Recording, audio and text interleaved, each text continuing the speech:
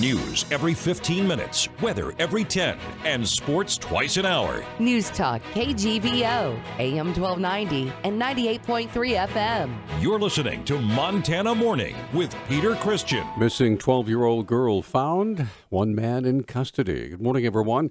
Montana Morning for Thursday, April 6, 2017. Montana Morning starts now. It's cloudy, 43 degrees in Missoula. Our newscast this morning, sponsored by Bullseye Wear. They've got Missoula's only certified master optician right there at 2910 South Reserve in the old R.P. Ellis location. Give them a call, 552-1299.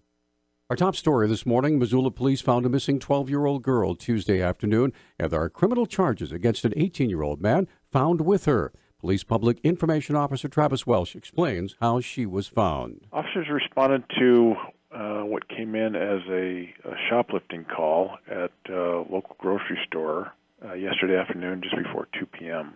Suspects were actually followed to an adjacent coffee kiosk by employees of the grocery store who pointed them out to the responding officers. Welsh says Aiden Dale Casa was waiting for her parents to arrive to pick her up yesterday. The 18-year-old man is facing a number of charges. The other one was identified as one of the males that she had been reported with, Austin Adams, who was 18 years old. He was arrested for endangering the welfare of a child, the theft at the grocery store, as well as obstructing a peace officer for giving a fictitious identity. The jail booking only records a charge of custodial interference. However, more charges may come from warrants out of Phillips County. Another young woman, 14-year-old Storm St. Germain, is still missing and thought to be en route to Spokane. She's described as a Native American, about 5'8", weighing 125 pounds, with hazel eyes and brown hair. Missoula pre-release resident Nathan Swain walked away from the Missoula pre-release center yesterday. Swain checked out at the center at 7:42 a.m., headed to his place of employment at 2:59. He called and indicated he was headed to his second job until 6:30, would be back about 7:30.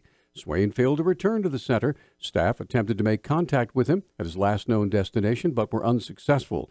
He's described as a medium-build Caucasian male, 39 years old, 6'2", 210 pounds, with brown hair and brown eyes. Last seen wearing a gray ball cap, gray coat, blue jeans, black and yellow tennis shoes. He's believed to be either on foot or on a bike. Anyone having information about this individual should contact 911 immediately. Senate Bill 329, the Montana Pain-Capable Unborn Child Protection Act, was heard before the Montana House Judiciary Committee yesterday.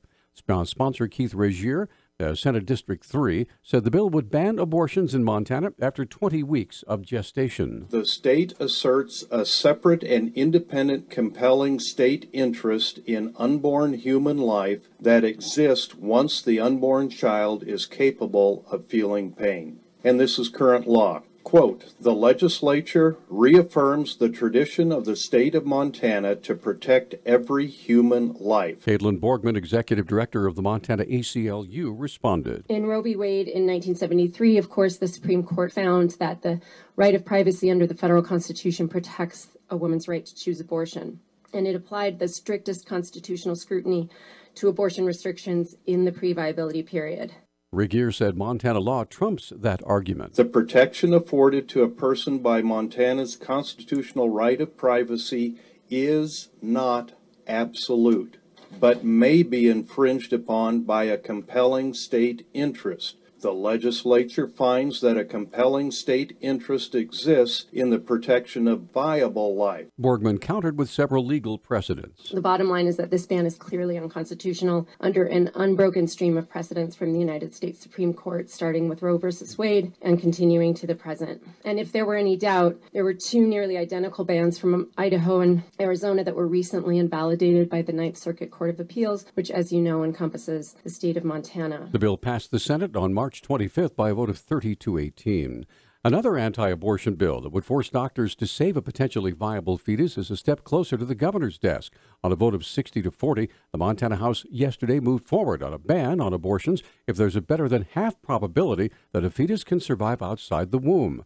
During debate, legislators spoke of the anguish over difficult pregnancies and decisions their own or that of friends and family. The Senate has already passed a similar measure. It's one of 3 anti-abortion bills in the legislature. Those opposed to the bill say the proposals will strip a woman's right to an abortion. Representatives from the national organization Mothers Against Drunk Driving appeared before the House Judiciary Committee yesterday as well to lobby for ignition interlock devices for first-time DUI offenders. MAD's State Government Affairs Director Frank Harris has more. 28 states plus D.C. have these on the first offense, and there's been studies after three different studies showing their effectiveness in reducing drunk driving deaths by 6%. But ignition interlocks, they allow an offender to be part of society. It teaches them how to drive sober.